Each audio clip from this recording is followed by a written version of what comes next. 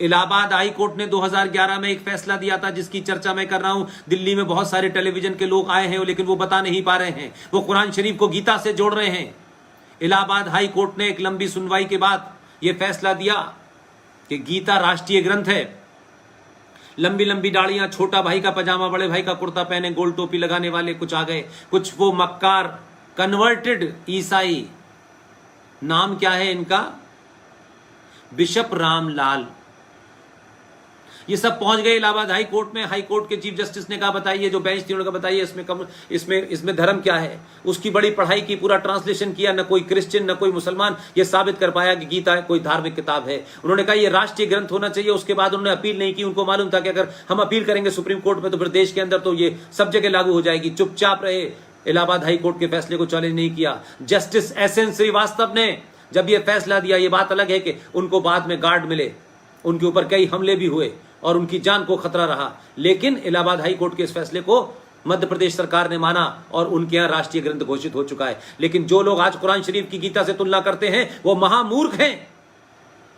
ये वैसे ही है जैसे सनातन की बात आप करते हैं और धर्म को मजहब से जोड़ने लगते हैं, और मजहब को धर्म से जोड़ने वाले और कुरान को गीता से बराबर करने वाले ये वैसे ही है जो नाली का मुकाबला समुंदर से कर रहे हैं। नाली एक मजहब है और समुंदर एक धर्म है, इतना फर्क है।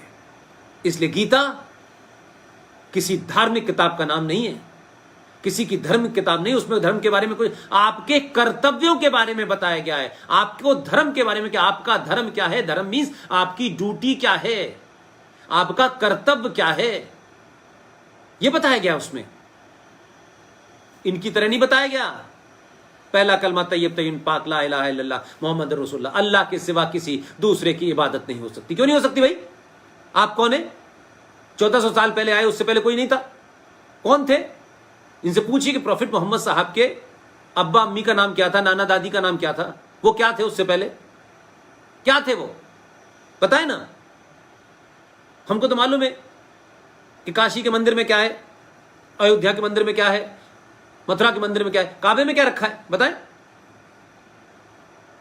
और इस्लाम के बारे में दुनिया को बताएं, सबको बताना है। तो जैसे महाभारत सीरियल बना, रामायण सीरियल बना, एक प्रॉफिट मोहम्मद साहब की जिंदगी, इस्लाम कैसे फैला, जंगे बदर क्या थी, कारवां किसने लूटा, किसने किसको मारा, करबला की लड़ाई क्या हुई, मोहम्मद साहब के खानदान के जिन लोगों को मारा गया, उनके खानदान की औरतों को बिना चादर, बिना पर्दे के, नेज़ों के ऊपर, बड़े बड़े उस पे ऊपर, नेज़ों के ऊपर उनकी गर्दनों को लटका के जो शाम की इस गलियों में घूम रहे थे, तो किसी को आंसू नहीं आए, किसी को इस्लाम याद नहीं आया।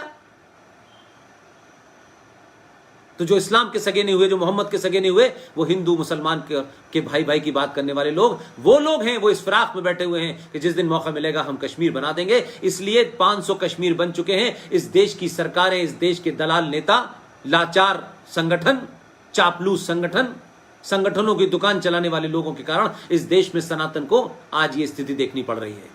और मुझे खुशी है कि आज गली गली, मोहल्ले मोहल्ले, शहर शहर लोग चीज़ों को जानना चाहते हैं। आपने आज मुझे बुलाया, इस पे बोलने की मुझे इजाज़त दी, इसलिए मैंने कहा कि आप अपने अंदर सुधार कर लीजिए, दुनिया अपने आप लाइन पे आ जाएगी।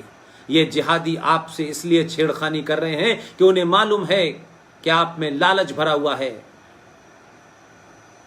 बांग्लादेश बॉर्डर पर अगर हजारों मुसलमान वहां से यहां तक आते हैं, म्यांमार की सीमा पार करके लाखों रोहिंग्या मुसलमान अगर जम्मू कश्मीर में जाकर के जम्मू हिंदू बहुल एरिया में बस जाते हैं, तो इसका मतलब है कि हमारे तंत्र में, व्यवस्था में दलाल, चोर, लालची, गद्दार बैठे हैं जो चंद रुपयों के लिए इस देश की सीमाओं की रक्षा करने से मना करके गद्दारों को अंदर आने देते हैं।